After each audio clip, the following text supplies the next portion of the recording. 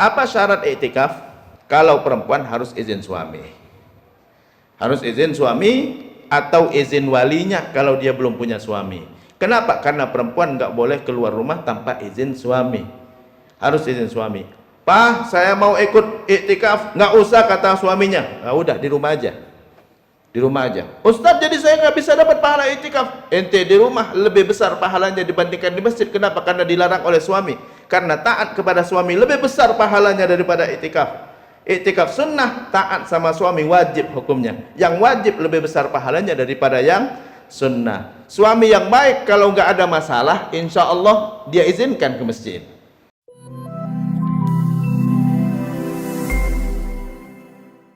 Assalamualaikum warahmatullahi wabarakatuh.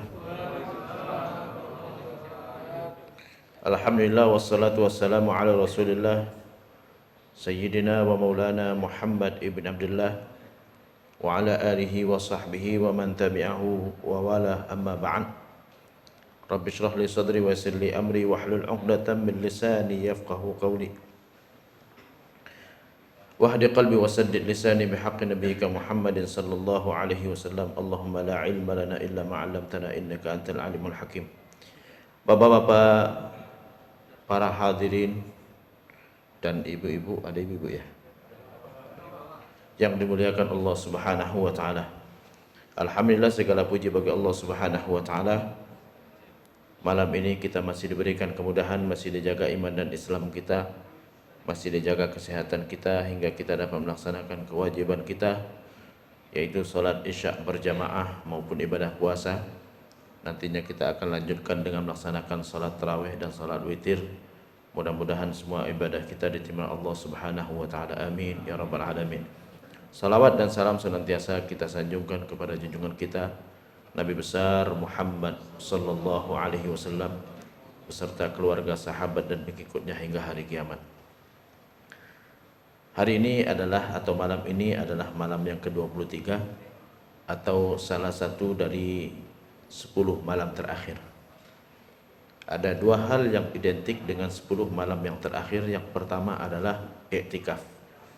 Karena Rasulullah saat sudah masuk 10 malam terakhir, beliau iktikaf. Beliau ngajak keluarganya iktikaf di masjid. Yang kedua, di 10 malam yang terakhir adalah Lailatul Qadar. Terkait dengan iktikaf, iktikaf itu secara bahasa artinya diam.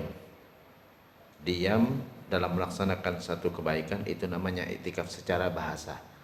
Secara terminologi fikih atau dalam istilah fikih, iktikaf adalah diam di masjid walau sebentar dalam rangka mendekatkan diri kepada Allah Subhanahu wa taala. Jadi itu definisi daripada iktikaf secara istilah fikih. Diam di masjid. Syarat iktikaf harus di masjid diamnya. Kalau bukan di masjid maka bukan iktikaf ya. Diam di pasar bukan iktikaf ya. Jadi iktikaf itu diam di masjid. Berdasarkan firman Allah Subhanahu wa taala, "Wala tubashiruhunna wa antum aakifuna fil masajid." Jangan berhubungan suami istri saat kalian iktikaf di masjid. Jadi iktikaf itu adalah di masjid. Cuman yang banyak salah paham sebagian masyarakat memahami bahwa kalimat masjid itu harus ada sholat Jumat. Masjid di dalam istilah ilmu fikih adalah semua tempat yang sudah dipermanenkan untuk sholat 5 waktu, itu namanya masjid. Jadi musola-musola yang ada di Indonesia itu namanya masjid juga. Madhab Syafi'i terutama dan mayoritas ulama tidak mensyaratkan iktikaf di masjid yang ada sholat Jumat. Jadi boleh kita iktikaf di musola-musola sebenarnya. Jadi nggak syarat harus di masjid yang ada sholat Jumat. Cuman kita iktikaf di masjid yang ada sholat Jumat lebih baik. Kenapa lebih baik? Karena kalau kita iktikaf di masjid yang ada sholat Jumat, kita nggak perlu keluar hari Jumatnya. Nggak perlu nyari-nyari masjid yang ada Jumatan. Jadi cukup diam di masjid, laksanakan sholat Jumat juga di masjid. Tapi kalau kita iktikafnya di musola, kita harus keluar nyari masjid yang ada Jumatan ya. Jadi itu terkait dengan masjid yang ada sholat Jumat. Jadi nggak disyaratkan sebenarnya masjid itu, masjid tempat kita iktikaf harus ada sholat Jumat. Semua tempat yang sudah permanen untuk sholat 5 waktu itu namanya masjid. Kalau musola, musola itu istilah musola adalah untuk masjid yang non permanen. Kadangkala di beberapa kantor tempat parkiran jadi tempat sholat Jumat. Nah itu musola. Saat dipakai buat sholat Jumat itu jadi musola. Habis itu jadi tempat parkir lagi. Ada di beberapa kantor lapangan tenis jadi tempat sholat Jumat. Saat diadakan sholat Jumat itu jadi musola. Setelah selesai jadi lapangan tenis lagi. Kita sholat hari raya sunnahnya di lapangan. Lapangan itu jadi musola. Makanya terkait dengan tempat sholat hari raya namanya musola. Itu tempat non permanen sholat. Jadi musola itu tempat non permanen. Kalau sudah dipermanenkan kayak musola-musola di Indonesia, itu masjid sebenarnya, bukan musola. Jadi musola itu non permanen, non permanen. Rumah kita ngajak orang sholat, yuk sholat zuhur bersama di rumah saya, berjamaahnya di rumah saya, jadi musola. Jadi musola. Habis itu jadi rumah lagi, ya. Jadi itu terkait dengan musola. Jadi diam di masjid walau sebentar dalam rangka mendekatkan diri kepada Allah. Tujuan iktikaf mendekatkan diri kepada Allah Subhanahu wa taala untuk bisa maksimal ibadah. Supaya kita maksimal ibadah. Kalau kita nggak iktikaf, mungkin kita nggak bisa fokus dalam ibadah. Tapi saat kita iktikaf, kita punya waktu yang banyak untuk bermuhasabah, untuk mengingat kesalahan-kesalahan kita dan bertaubat kepada Allah Subhanahu wa taala. Kita bisa fokus untuk melaksanakan sholat sunnah sebanyak mungkin, berzikir sebanyak mungkin, baca Quran sebanyak mungkin, ingat sama Allah sebanyak mungkin. Tapi kalau kita nggak itikaf, mungkin kita di rumah sibuk nonton TV, sibuk ngurusin anak, sibuk pekerjaan rumah, sehingga kita nggak fokus ibadah. Kalau kita itikaf, lebih fokus untuk ibadah. Jadi itu tujuan daripada itikaf, mendekatkan diri kepada Allah Subhanahu wa taala. Jadi kalau ada orang datang ke masjid tujuannya bukan mendekatkan diri kepada Allah, maka bukan iktikaf. Ane mau ke masjid, mau ngapain? Benerin lampu, bukan iktikaf. Ane mau ke masjid, mau ngapain? Mau sholat sunnah, mau baca Quran, iktikaf. Ustaz, kita iktikaf boleh tidur di masjid? Boleh, tapi bukan tujuan utama. Saat datang ke masjid kita sholat sunnah, kita baca Quran, ngantuk silakan tidur. Tapi kalau datang belum ngantuk, belum langsung tidur, nah itu bukan iktikaf namanya. Berarti tujuan utamanya adalah tidur di masjid. Jadi tujuan utama dari iktikaf adalah mendekatkan diri kepada Allah Subhanahu wa taala supaya bisa maksimal dalam ibadah. Bisa sholat sunnah sebanyak mungkin, baca Quran sebanyak mungkin, berzikir sebanyak mungkin, supaya kita bisa mendapatkan Lailatul Qadar. Jadi itu tujuan daripada iktikaf. Apa syarat iktikaf? Syarat iktikaf yang pertama muslim. Orang non muslim nggak boleh masuk masjid. Innamal musyrikuuna najasun fala yaqrabul masjidal haram ba'da amihim hadza. Kata Allah, orang musyrik itu najis. Najis akidahnya, najis keyakinannya. Fala yaqrabul masjidal haram ba'da amihim hadza, nggak boleh mendekatin Masjidil Haram. Ulama mengatakan Masjidil Haram di situ bukan artinya Masjidil Haram saja, tapi semua masjid. Semua masjid nggak boleh dimasukin oleh orang non muslim. Itu yang pertama. Ustaz, masa orang non muslim nggak boleh? Orang muslim aja kalau dia junub nggak boleh. Orang muslim aja kalau junub nggak boleh gitu kan? Kenapa? Karena belum mandi wajib. Orang non muslim mandi wajib, Pak? Belum, ya. Kalaupun mandi wajib nggak sah mandi wajibnya. Jadi orang muslim aja kalau dia junub nggak boleh masuk masjid. Orang non muslim mandi junub, nggak mandi junub kan? Kalaupun mandi junub nggak sah, harus syaratnya muslim dulu baru bisa sah mandi wajibnya. Jadi itu yang pertama, muslim. Yang kedua, syarat yang kedua, tidak haid dan nifas. Perempuan haid dan nifas nggak boleh masuk masjid. Berdasarkan hadis Rasulullah, di mana Rasulullah bersabda, la uhillul masjida li haidin wala junubin.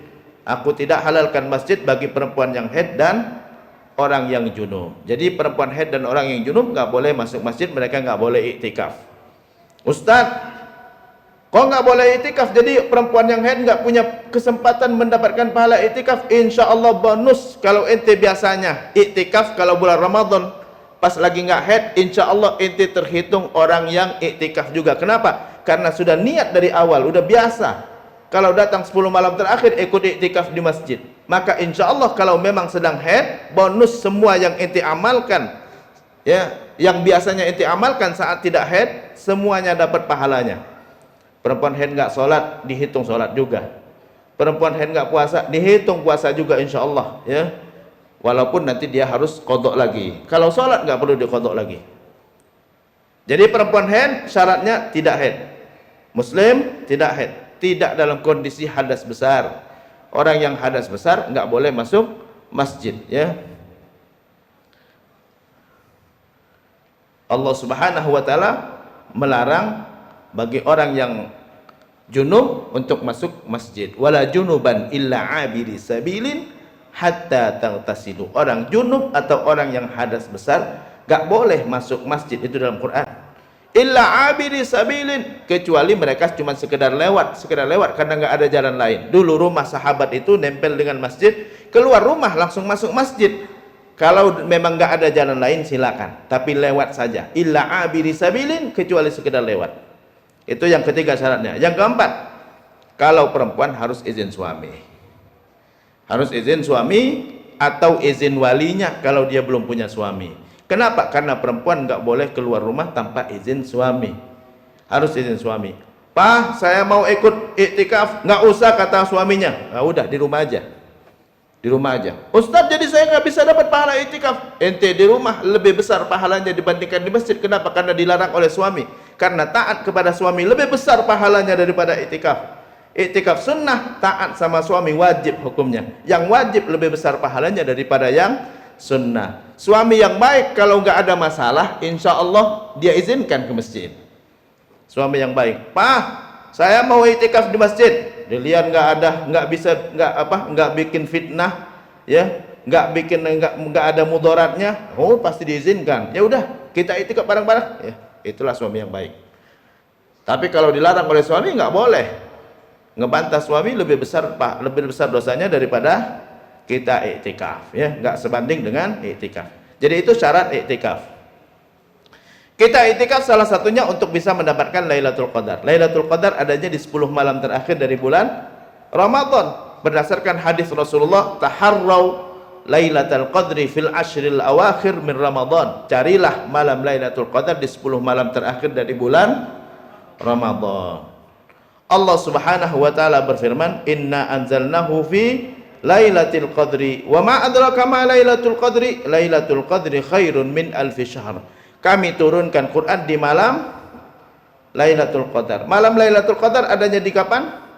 10 malam terakhir dari bulan Ramadan. Berarti nuzulul Quran itu bukan tanggal 17. Di 10 malam terakhir, gitu kan? Cuman di Indonesia saya mendengarnya tanggal 17 Ramadan, ya. Dulu saya di Maroko tanggal 27. Bukan 17, ya. Baru di Indonesia saya dengarnya tanggal 17. Jadi nuzulul Quran itu sebenarnya tanggal 27. Kenapa tanggal 27? Karena itu 10 malam terakhir dari bulan Ramadan. Dalam kitab Al-Jami' li Ahkamil Quran karangan Imam Qurtubi mengatakan bahwa mayoritas ulama mengatakan nuzulul Quran itu tanggal 27. Kenapa? Karena kalimat Lailatul Qadar di surah Al-Qadar disebutkan 3 kali. Inna anzalnahu fi Lailatul Qadri. Wa ma adraka ma Lailatul Qadri. Lailatul Qadri khairun min alfi syahr. Kalimat Lailatul Qadar disebutkan 3 kali. Lailatul Qadar itu terdiri daripada 7 huruf. Lam ya lam ta alif lam qaf dal ra, ya. Lam ya lam ta alif lam qaf dal ra, 9 huruf. 9 dikali 3 27. Surah Al-Qadar terdiri daripada 30 kata. Surah Al-Qadar terdiri dari 30 kata. 30 kata itu menunjukkan 30 hari bulan Ramadan. Kata hiya, salamun hiya. Salamun hiya, hiya itu apa? Dhamir. Dhamir itu apa? Kata yang dirahasiakan. Kata hiya tersebut kembali kepada Lailatul Qadar. Salamun hiya, selamatlah, sejahteralah hiya malam Lailatul Qadar itu. Adanya di urutan keberapa? Di urutan ke-27. Inna anzalnahu fi lailatul qadri wa ma adraka ma lailatul qadri. Lailatul qadri khairun min alfi syahrin tanazzalul malaikatu warruhu fiha biizni rabbihim min kulli amrin salamun hiya. Salamun, salam sejahtera, hiya malam Lailatul Qadar itu. Hatta matla'il fajri, 30 kata. Adanya di urutan 27 ya. Tapi bukan berarti otomatis memang benar-benar 27 Nabi rahasiakan. Itu istimbat ulama. Ulama mengambil istimbat bahwa malam 27 itu lebih besar kemungkinan Lailatul Qadar. Itulah malam nuzulul Quran. Ya. Tapi jangan pas fokus 27 ya. Jangan pas fokus malam 27 aja dah ya. Malam ini nggak usah kita itikaf ya. Mama pulang mah ya. Kata ustadznya malam 27. Jadi malam ini nggak usah. Nabi rahasiakan, Nabi tidak pernah menyebutkan 27, cuman itu istimbat ulama, kemungkinan besarnya ada di 27 ya. Kenapa? Karena Nabi mengatakan taharrau lailatul qadri fil witri minal ashril awakhir min Ramadan. Carilah malam Lailatul Qadar di malam ganjil di 10 malam terakhir. Malam ganjil itu ada malam 21, ada malam 23, 25, 27, 29. Dari 5 ini kemungkinan 27, tapi jangan nunggu 27. Kalimat Lailatul Qadar itu apa artinya? Laila itu malam, Qadar itu penghargaan. Lailatul Qadar malam penghargaan. Allah mau berikan penghargaan kepada orang yang maksimal ibadah. Kalau cuma ngejar 27 nggak berhak dapat penghargaan. Kalau ada penilaian di kantor, orang yang dapat penghargaan itu apa? Orang yang bekerja dari awal. Pas penilaian sama dengan sebelumnya juga.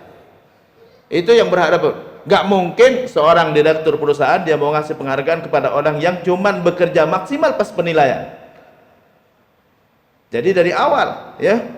Dari awal Ramadan udah dinilai sama Allah. Nanti pas malam Lailatul Qadar Allah akan gerakkan orang yang memang berhak mendapatkan penghargaan untuk mendapatkan penghargaan dengan Lailatul Qadar, digerakkan hatinya untuk ibadah sehingga dia mendapatkan malam Lailatul Qadar. Jadi kita maksimalkan ya. Kalau bisa iktikaf ya, iktikaf tujuannya adalah untuk mendekatkan diri kepada Allah, datang ke masjid, kita ibadah. Salat sunnahnya yang dibanyakin, baca Qur'annya dibanyakin, zikirnya dibanyakin, ingat sama Allah, muhasabah, introspeksi diri. Mungkin kita banyak dosa sama Allah, ayo taubat kepada Allah Subhanahu wa taala. Kalau kita salah kepada manusia, ayo tekadkan saya harus minta maaf kepada orang yang bersangkutan supaya kita benar-benar keluar dari bulan Ramadan menjadi orang yang bertakwa dan mendapatkan ampunan Allah Subhanahu wa taala. Ciri orang yang dapat Lailatul Qadar setelah keluar dari bulan Ramadan dia kondisinya menjadi lebih baik. Setelah keluar dari bulan Ramadan yang tadinya jarang ke masjid sekarang ke masjid. Yang tadinya jarang baca Quran selalu baca Quran. Yang tadinya jarang berzikir sekarang selalu berzikir. Yang tadinya sombong banget sekarang santun banget gitu kan. Nah, ini tanda-tanda orang dapat Lailatul Qadar. Tapi kalau keluar dari bulan Ramadan balik lagi seperti semula ya. Jarang ke masjid ya, jarang berzikir, baca Quran sudah ditinggalkan gitu kan. Maka orang seperti ini kemungkinan kecil dapat Lailatul Qadar ya, atau bahkan nggak ada kemungkinan dia bisa dapat Lailatul Qadar. Mudah-mudahan Allah Subhanahu wa taala selalu gerakkan hati kita untuk bisa memaksimalkan ibadah di 10 malam terakhir dari bulan Ramadan dan kita mendapatkan kemuliaan Lailatul Qadar dan keluar dari bulan Ramadan menjadi hambanya yang bertakwa kepada Allah Subhanahu wa taala dan diampuni dosa dan kita menjadi lebih baik daripada sebelumnya. Demikian, mudah-mudahan bermanfaat. Wassalamualaikum warahmatullahi wabarakatuh.